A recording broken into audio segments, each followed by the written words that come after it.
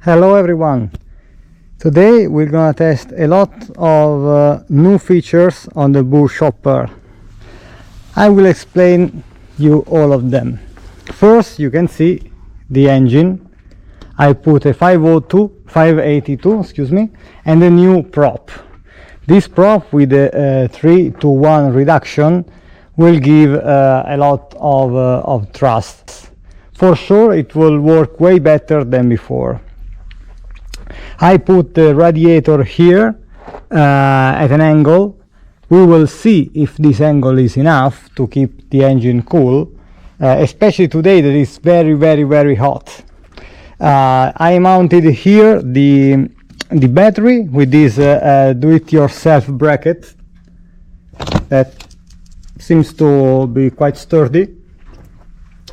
These tubes for the water, I put some reinforcement here in the places where they could scratch against metal parts, here and here.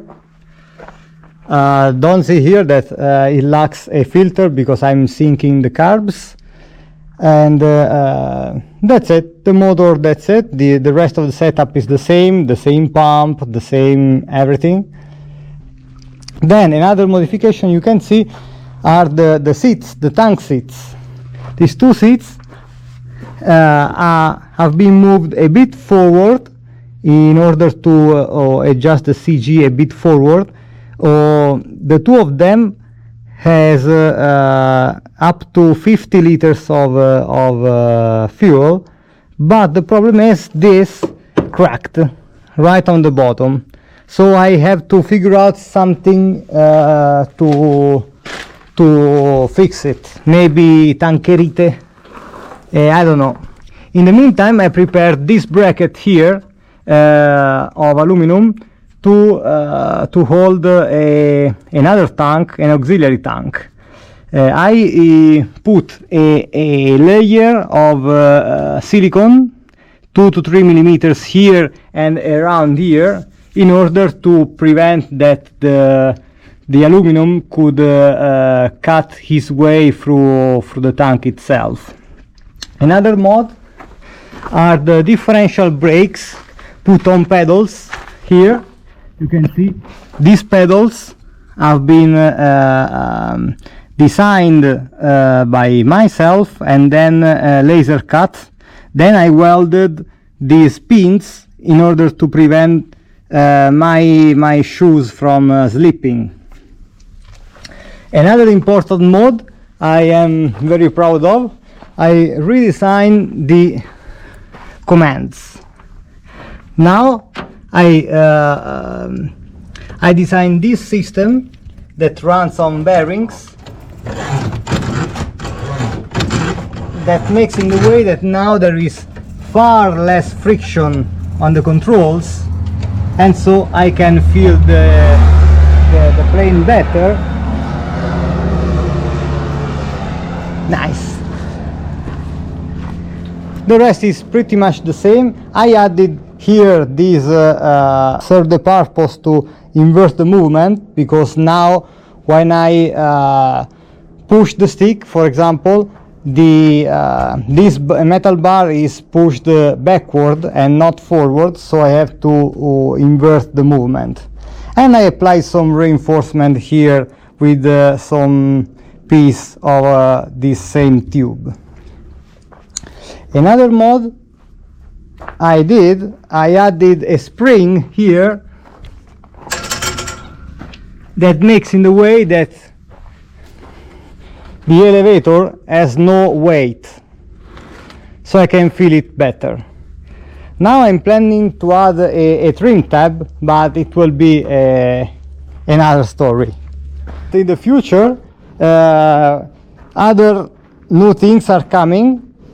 This month I will buy the ATV bush wheels, and I will begin the process to adapt them to be used in an airplane. I will show you what I will do.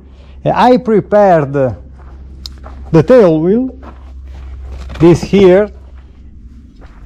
Another time, this is laser cut, designed by myself.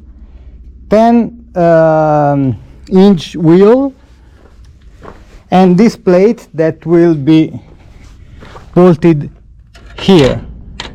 Then I will add a strut here to reinforce the tail in this part that works under compression, and some cables here because here it will work under traction. And that's it. Now we only have to test it. Okay.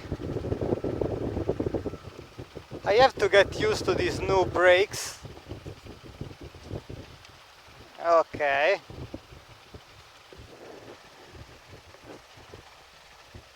Okay, this is fine.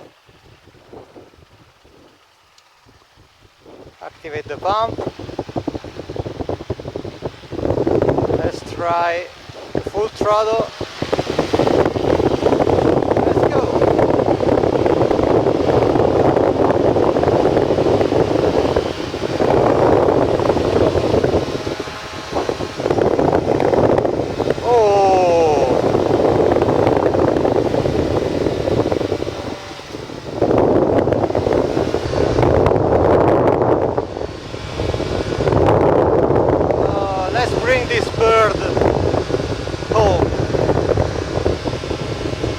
Try to analyze it.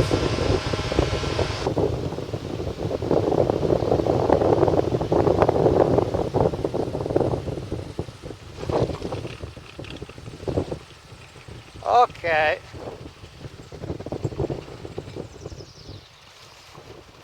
The bird is on the ground. Okay, let's try to analyze what happened here and why a simple gust of crosswind caught me this far off guard.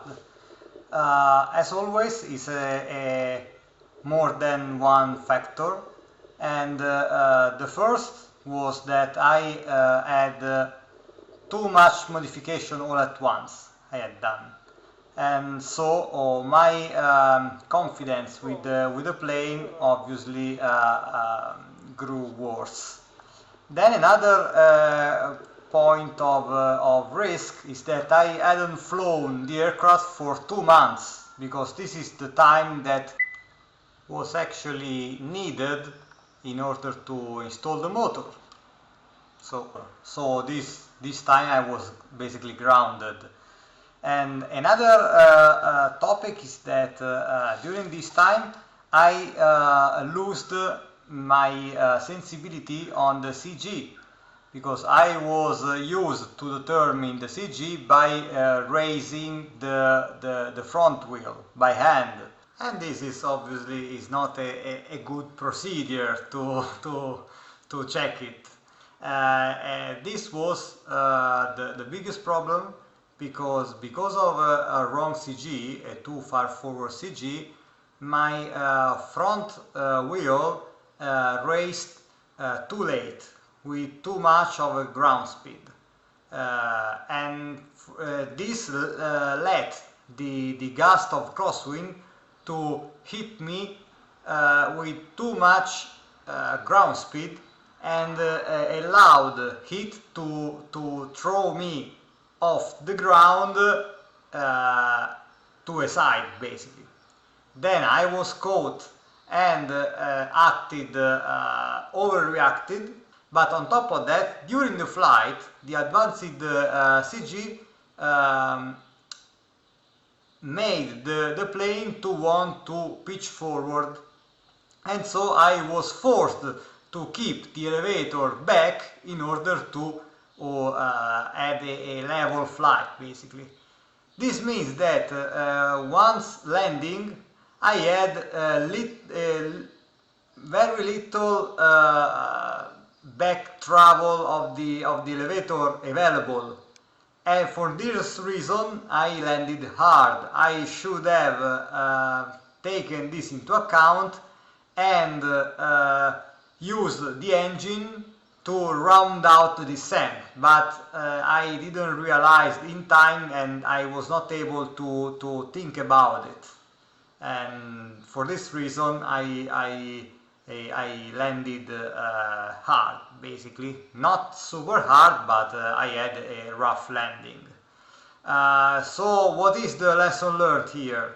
Obviously that we shouldn't modify too much things all at once, for sure. We should not get too much complacent with our procedure, such as checking the CG by hand. So that's what I got for today. So thank you for watching, and let's see you at the next video, where we will deal about the ATV bush wheel adaptation for aircraft purposes. Thanks again and see you soon. Bye!